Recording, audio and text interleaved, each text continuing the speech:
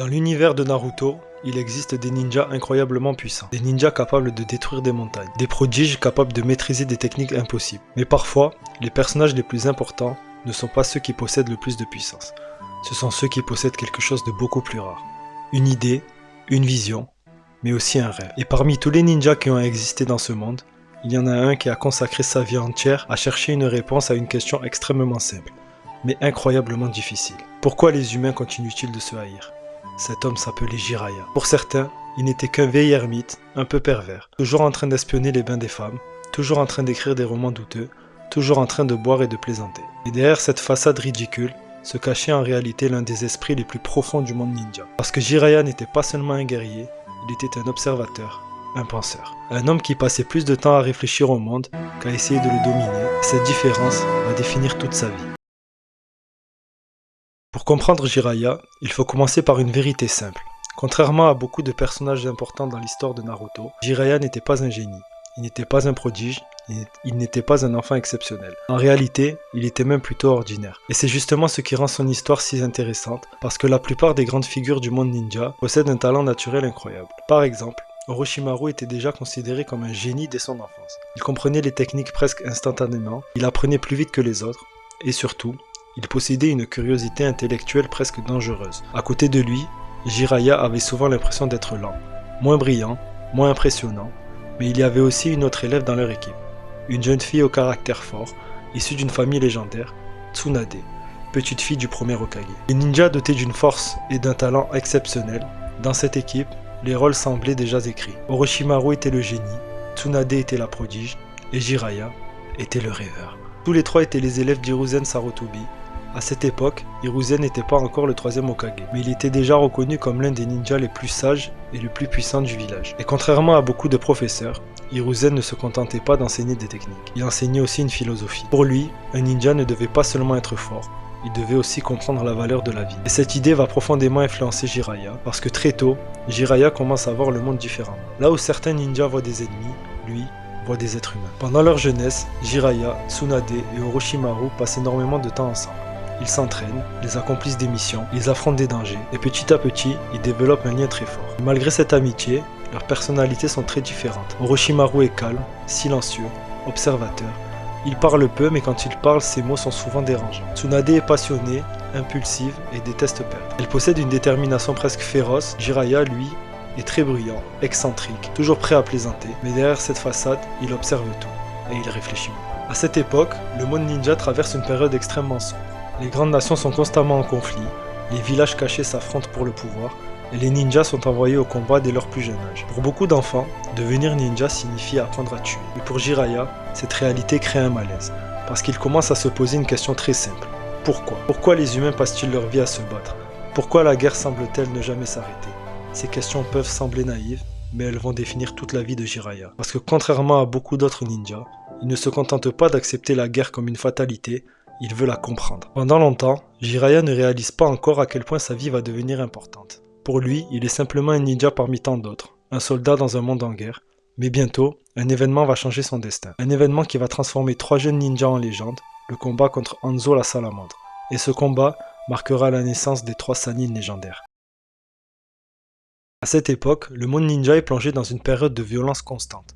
Les grandes nations se livrent une guerre sans fin, les villages cachés s'affrontent pour le territoire, pour les ressources et parfois simplement pour survivre. Pour les jeunes ninjas comme Jiraiya, Tsunade et Orochimaru, la guerre n'est pas une théorie, c'est une réalité quotidienne. Ils sont envoyés sur des missions dangereuses, ils voient leurs camarades tomber au combat et très vite, ils comprennent que le monde ninja n'a rien d'héroïque. La guerre n'est pas glorieuse, elle est brutale, sale et profondément tragique. C'est pendant l'un de ces conflits qu'ils vont rencontrer un adversaire qui changera leur destin. Un homme considéré comme l'un des ninjas les plus dangereux de son époque, le chef du village de la pluie, Hanzo la Salamandre. Dans le monde ninja, ce nom inspire la peur. Hanzo est un guerrier redoutable, un stratège exceptionnel, un homme capable d'affronter seul plusieurs adversaires de haut niveau. Et ce jour-là, 3 jeunes ninjas vont se retrouver face à lui. Jiraiya, Tsunade, Orochimaru. Le combat est extrêmement difficile.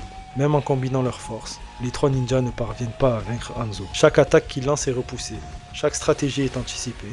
Hanzo est simplement trop puissant. Mais malgré la différence de niveau, les 3 ninjas refusent d'abandonner, ils continuent de se battre, encore et encore. Et c'est précisément cette détermination qui va surprendre Hanzo, parce qu'il comprend quelque chose. Ces 3 jeunes ninjas ne sont pas ordinaires, ils possèdent un potentiel immense. Au lieu de les tuer, Hanzo prend une décision inattendue. Il décide de les épargner et il leur donne un titre.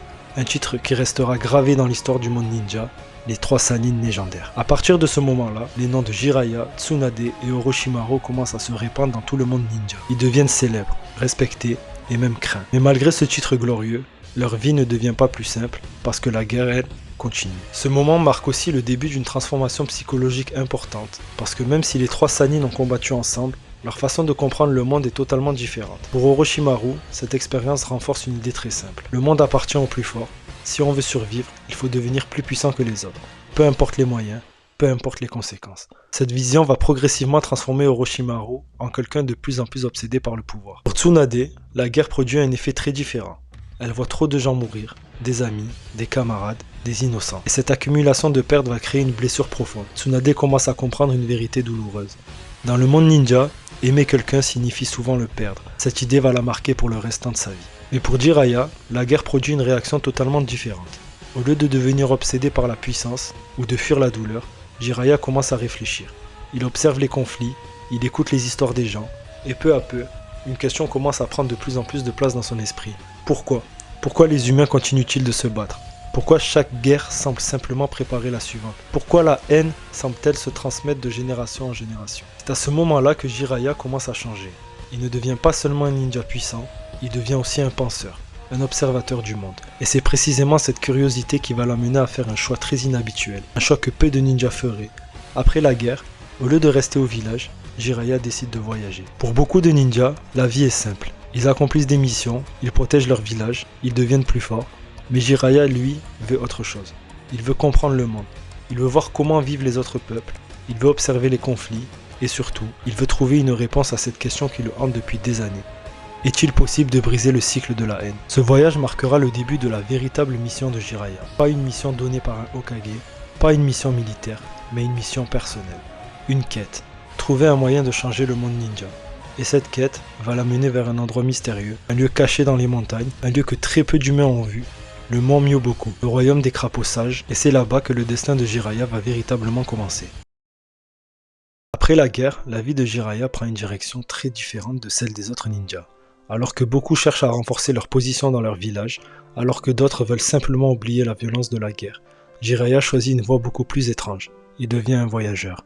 Un ninja qui traverse les nations, un observateur silencieux du monde, et ce choix révèle quelque chose de très profond sur sa personnalité. Parce que Jiraiya ne cherche pas seulement à devenir plus puissant, il cherche à comprendre pourquoi les guerres continuent, comprendre pourquoi les humains répètent toujours les mêmes erreurs, et comprendre s'il existe un moyen de briser ce cycle. Pendant ses voyages, Jiraiya finit par découvrir un endroit que très peu d'humains connaissent.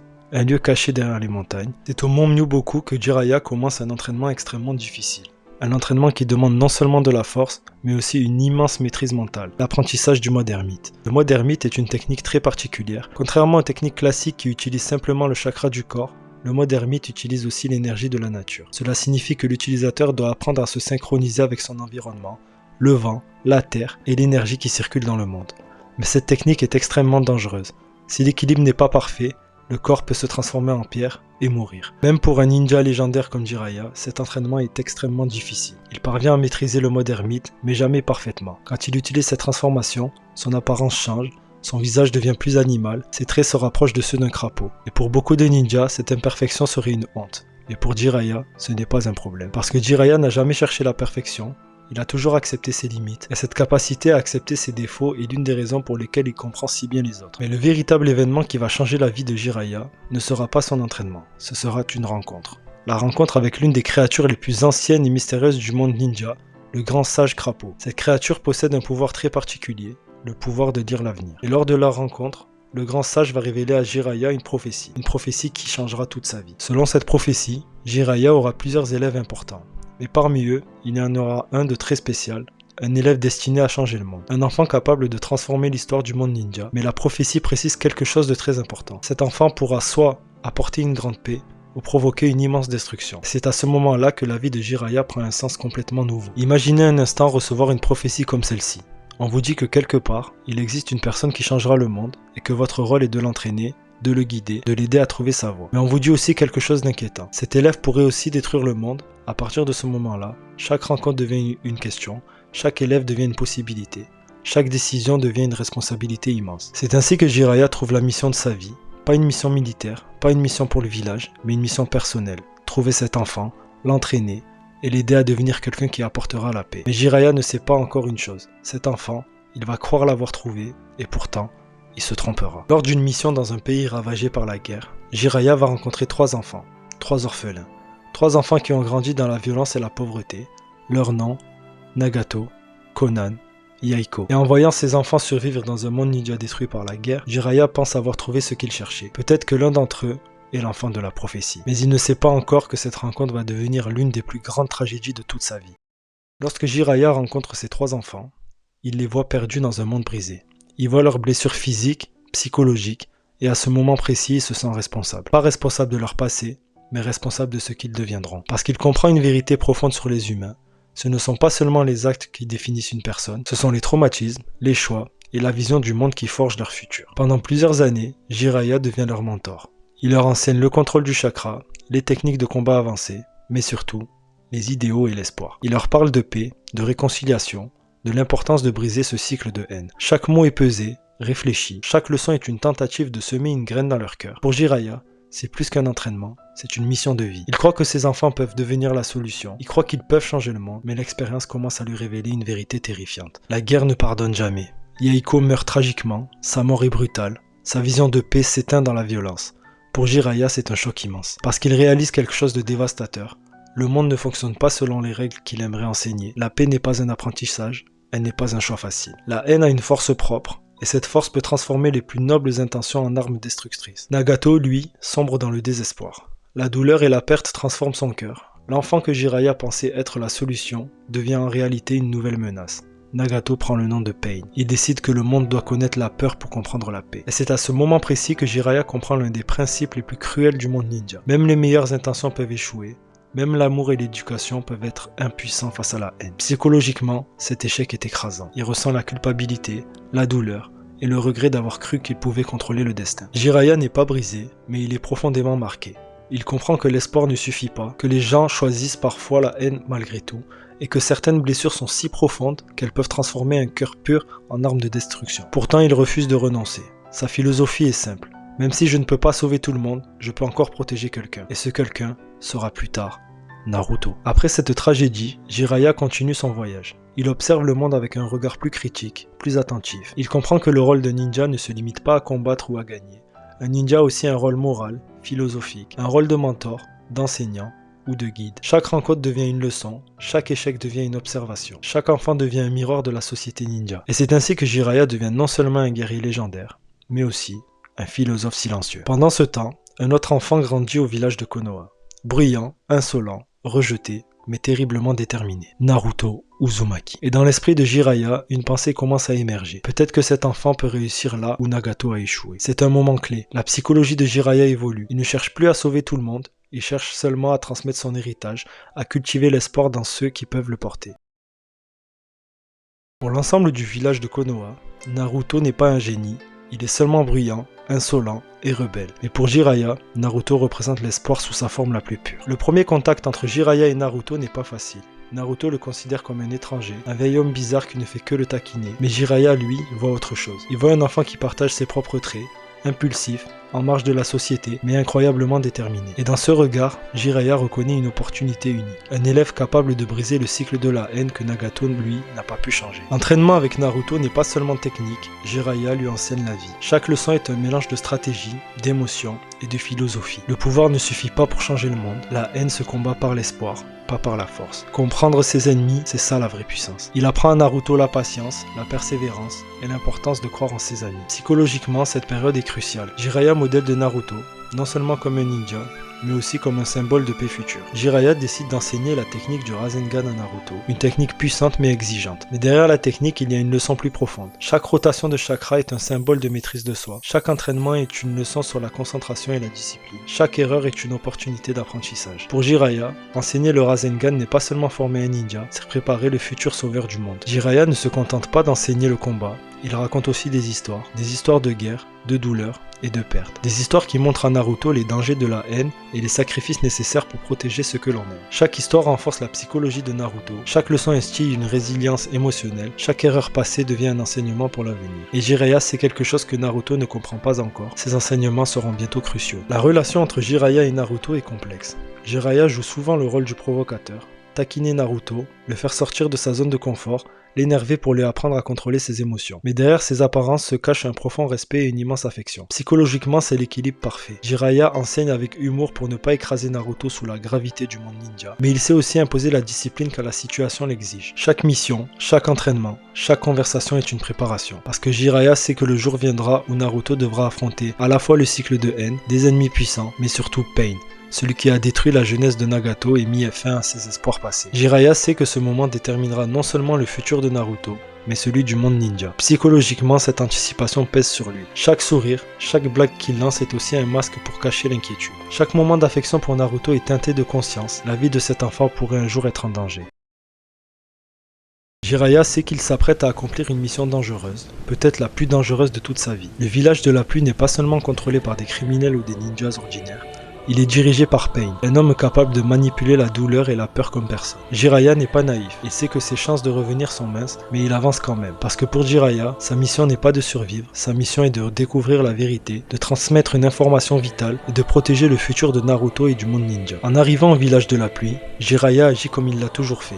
Observer avant d'agir. Chaque mouvement des habitants, chaque changement dans la météo, chaque posture suspecte, tout est noté, analysé. Psychologiquement, Jiraiya est au sommet de sa maîtrise. Il sait que la guerre n'est pas seulement un combat de puissance, mais un jeu de compréhension et d'anticipation. Même face à un ennemi plus fort, il croit en une vérité fondamentale. Comprendre ton adversaire est la première étape pour le vaincre. Il ne faut pas longtemps pour que Jiraiya découvre l'ampleur de la menace. Pain n'est pas un ninja ordinaire. Il utilise 6 corps simultanément, chacun avec ses propres capacités mortelles. Pour Jiraiya, ce n'est pas seulement un combat physique, c'est un combat philosophique. Chaque corps représente une facette de la haine de Nagato. Chaque attaque est un message silencieux sur la douleur et la vengeance. Et c'est là que Jiraiya commence à comprendre. La haine de Nagato n'est pas seulement destructrice, elle est systématique, implacable, presque inévitable. Le combat est brutal. Chaque mouvement de Jiraiya est calculé. Chaque attaque est une tentative pour comprendre l'ennemi, pour trouver une faille. Mais les 6 chemins sont trop puissants. Même son mode ermite qu'il a perfectionné pendant des années n'est pas suffisant pour vaincre tous les corps simultanément. Psychologiquement, ce combat est une torture pour Jiraiya. Il sait que chaque seconde compte, chaque erreur pourrait être fatale, et pourtant,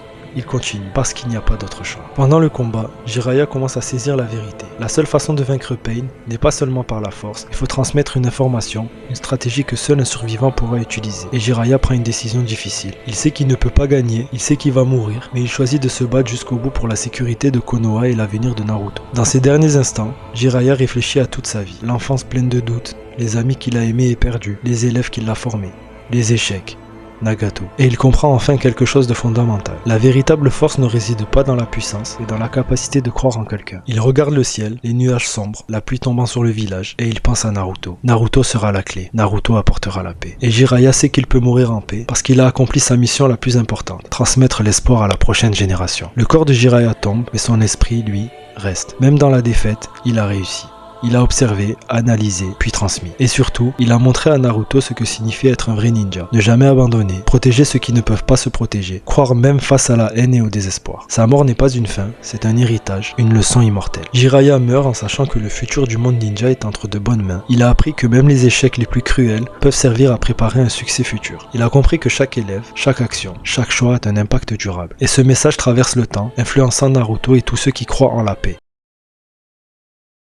Naruto est submergé par la douleur, la colère, la tristesse, mais aussi le désespoir. Au milieu de ce chaos, Naruto découvre quelque chose, la lettre de Jiraiya. C'est un message soigneusement écrit, pas seulement des instructions tactiques, mais un véritable héritage psychologique. Voici le message que Jiraiya a voulu transmettre à Naruto. Même si je ne peux plus être là, tu dois continuer. La haine est un cycle, mais tu as la capacité de le briser. Ne cherche pas la vengeance, cherche la paix. Sois la personne qui fera ce que je n'ai pas pu faire. C'est à ce moment-là que Naruto comprit que Jiraiya ne lui a pas transmis seulement des techniques. Il lui a transmis sa vision, son espoir et sa foi en l'avenir. Naruto ressent toutes les émotions humaines possibles, la douleur de la perte, la colère face à l'injustice, la peur de ne pas être à la hauteur. Mais surtout, il ressent la responsabilité. Jiraiya n'a pas seulement été son maître, il a été son guide moral, son mentor spirituel, le père qu'il n'a jamais eu. Et maintenant, cette responsabilité repose sur ses épaules. Pendant des jours, Naruto réfléchit à tout ce que Jiraiya lui a appris. la persévérance face à l'adversité, la compassion même pour ses ennemis, le courage de croire en un monde meilleur. Chaque souvenir, chaque leçon devient une force intérieure. Chaque blague, chaque taquinerie de Jiraiya, chaque moment de complicité devient un guide pour affronter la douleur et transformer le désespoir en détermination. C'est le moment où Naruto cesse d'être simplement un enfant impulsif. Il devient un ninja capable de porter l'espoir de tous ceux qui l'aiment. Le message et l'héritage de Jiraiya ne concernent pas seulement Naruto. Il influence tout le village, tout le monde ninja. Parce que Naruto, inspiré par son maître, commence à penser différemment. Il ne veut plus simplement combattre la haine par la force, il veut comprendre, il veut briser ce cycle. Et psychologiquement, cela fait écho à toute la philosophie de Jiraiya. Le vrai pouvoir n'est pas de détruire tes ennemis, mais de créer un monde où ils n'auront plus besoin d'exister. Fort de l'enseignement de Jiraiya, Naruto se prépare à affronter Pain. Chaque combat qu'il mène maintenant est influencé par la mémoire de son maître.